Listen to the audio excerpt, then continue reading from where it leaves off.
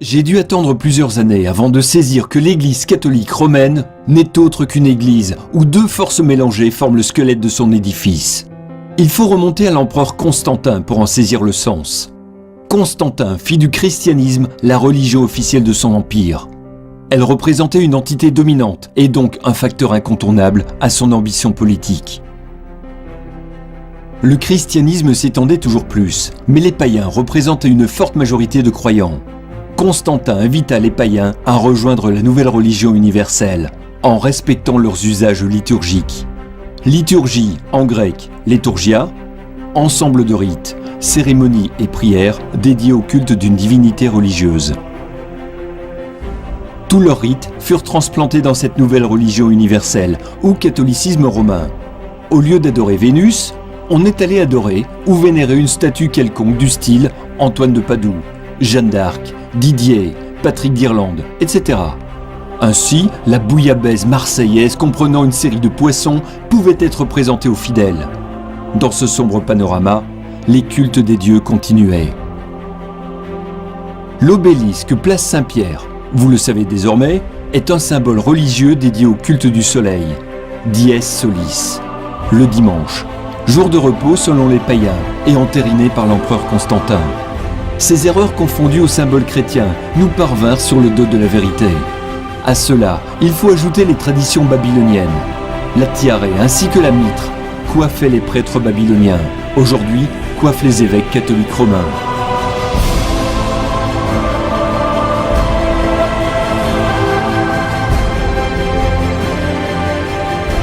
Les traditions égyptiennes furent également reprises par l'Église catholique romaine. La sortie des statues de Dieu transportées sur les épaules des prêtres était encensée. Plusieurs autres coutumes sacerdotales de l'ancienne Égypte se retrouvent dans le sacerdoce catholique romain. Dans mon petit village du sud de la France, Albine, Tarn, une seule personnalité pouvait satisfaire à ma recherche évolutive vers le Christ, le prêtre catholique. Cet homme s'aperçut très vite des charismes présents en moi.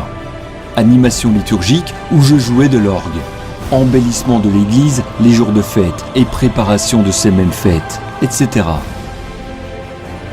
À l'âge mûr, je décidai de laisser mon emploi bien rémunéré pour me consacrer à Dieu dans le sacerdoce catholique. Toute une série de circonstances, entre autres un suicide au grand séminaire de Toulouse, m'empêchait de choisir le diocèse de mon lieu de résidence familiale.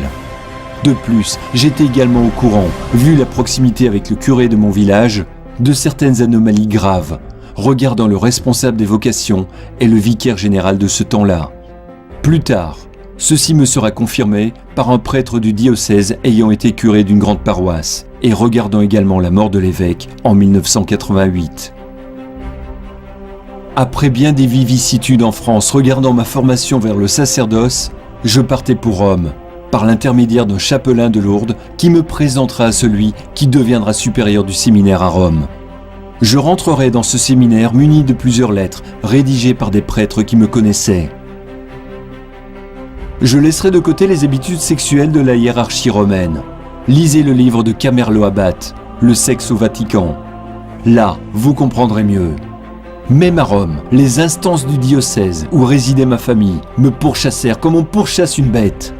Étant seul devant ces monstres, je retournai à Lourdes voir le chapelain qui me connaissait, ce dernier tentant en vain de contacter l'évêque de ce diocèse, désirant lui préciser que je n'avais aucun lien direct avec eux et qu'ils n'avaient aucun droit dans la constitution de dossier où plusieurs personnes, entre autres des prêtres, qui furent achetés pour de fausses déclarations. Ce chapelain me présenta à l'évêque aux armées en 1989. Afin d'intégrer l'ordinariat militaire, dans un premier temps comme laïc, en vue du sacerdoce. Je reçus un contrat ferme pour être envoyé à Trèves, en Allemagne. Les conditions de ce contrat étaient un salaire mensuel de 9 000 francs par mois, 1 372 €, mais en 1989, plus la couverture sociale ainsi que la retraite assurée. Le diocèse en question recommençait son acharnement envers moi, en entravant ma démarche vers l'ordinariat militaire et en la faisant échouer. J'ai vécu, en cette fin du XXe siècle, une inquisition commanditée par des ecclésiastiques abjects, dont un est encore présent parmi nous, et il se présente comme un saint à ses fidèles, 81 ans. Cessez de juger sur l'apparence. jugez selon la justice. Saint Jean 7, 24. Jean recourait auprès du nonce apostolique à Paris, qui n'avait aucune solution, car il connaissait le fameux diocèse. Mais il faisait partie de cette même clique babylonienne. Et pour lui, qui n'était qu'un diplomate, une seule chose l'intéressait, sa carrière ecclésiastique et le salaire qui s'y rattachait.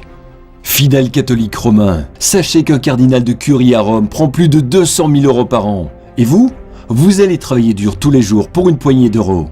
Réfléchissez un peu. Vous pensez que le Christ est présent dans cette église ? Soyons sérieux. Malgré cela, je terminerai mes études universitaires à Rome jusqu'à mon diplôme en théologie. Ceci n'est qu'une ébauche de cette épopée, où outre l'argent qu'ils me doivent, et Dieu les obligera à me le rendre, je ne remercierai jamais assez Jésus-Christ de m'avoir sorti de l'Église catholique romaine, pour ne pas être, comme nous le précise l'Apocalypse, « Sortez, ô mon peuple, quittez-la, de peur que, solidaire de ses fautes, vous n'ayez à pâtir de ses plaies. » Apocalypse 18, 4. Étant un exemple vivant d'un séminariste qui voulait rester chrétien, je me permets de mettre en garde tous ceux et toutes celles qui désirent suivre le Christ en toute liberté. Car en chacun de nous brille le Christ ressuscité qui m'a sauvé. N'allez pas rejoindre le mal qui se dissimule dans les religions, dont la maîtresse est l'Église catholique romaine. Maudit l'homme qui se confie en l'homme. Jérémie 17,5. Ce ne sont pas les religions qui nous sauvent, c'est Jésus-Christ, le seul sauveur.